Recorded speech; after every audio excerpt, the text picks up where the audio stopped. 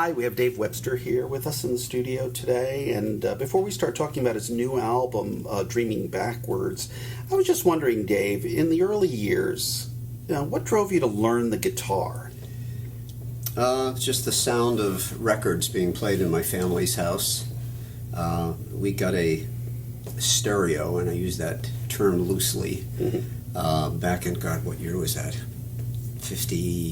57, I'm guessing, 58. It was one of those things. It was all furniture and two tiny speakers. But and one of the first records we ever got was a Kingston Trio record.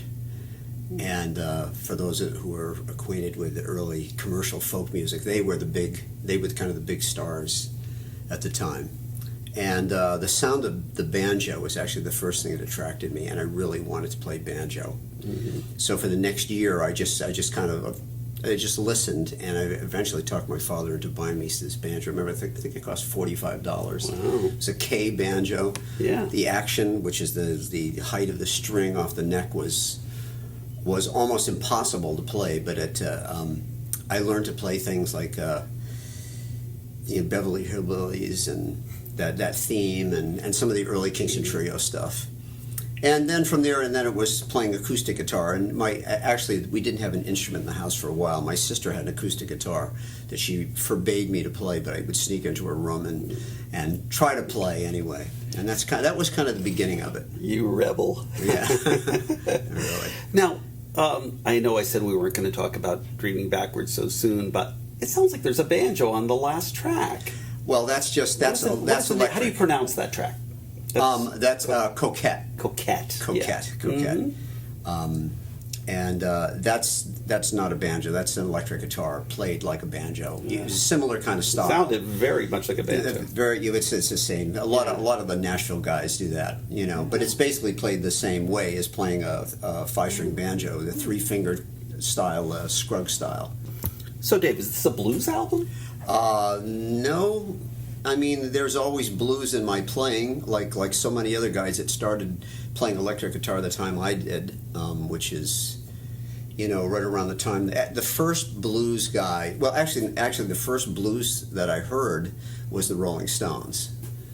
Their first couple of albums, and they covered some American blues things that I'd never heard American blues, really. And a lot of white guitar players, this is how we got introduced to the blues thing.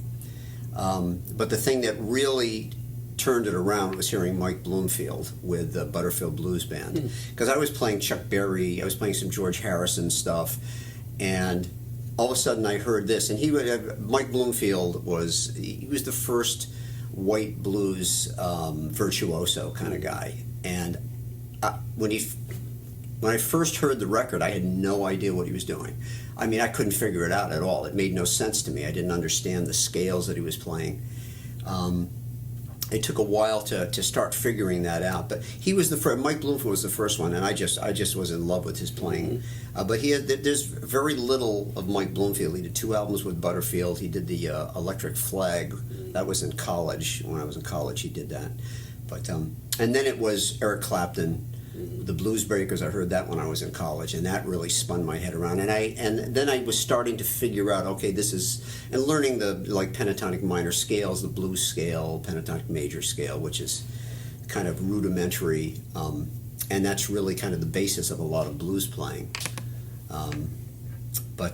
Yeah, that's kind of where the whole blues thing came from. And in this album, you were telling me that you consciously did not want to make a blues album? Yeah, because, well, first of all, the blues has been done and redone, and everybody kind of plays the same licks. I mean, I haven't really heard the blues be advanced since Stevie Ray Vaughan.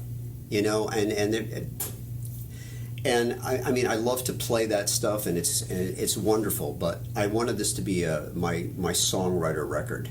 I want this to be concentrated more on the songs, and you can still hear the blues influences in my playing. I mean, I can't get away from that. It's what I know. Yeah.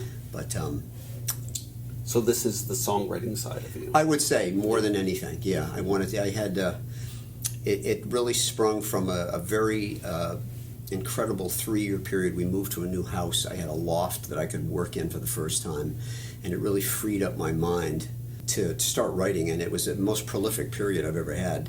And that's for the 3-year period. I probably wrote about 25 songs, which is a lot for me. And I culled it down to this collection for this. I really have another record. If I wanted to make it, I could do it probably. But I'm exhausted and I need a break. Dave, what were the top 5 most important musical influences in your life, like musicians, songwriters, and stuff? Okay, the first, after the folk thing, which was only a couple of years, I just kind of dabbled in that as a kid. It was really Roy Orbison was the first one that really struck me. The first record I ever bought was Crying. As a matter of fact, I remember buying the record in I come from a big family. There were 10 of us living in the house with my grandfather. And we were at dinner, and I was impetuous, and I brought the record player down, a little scratchy record player, one of those little portable jobs that they had back in the early 60s. And I still remember playing, my poor parents, they were probably wondering what was wrong with me, but I probably played it 3 times during dinner. I played Crying, and I was in love with his voice, and I love the fact that there was so much drama in his music.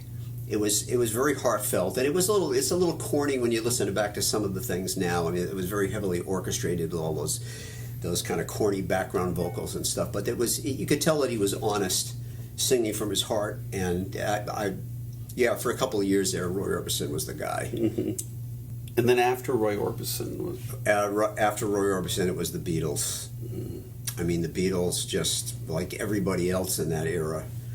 That's what made me really want to play electric guitar. I really put down the banjo at that point and decided I really wanted to play electric.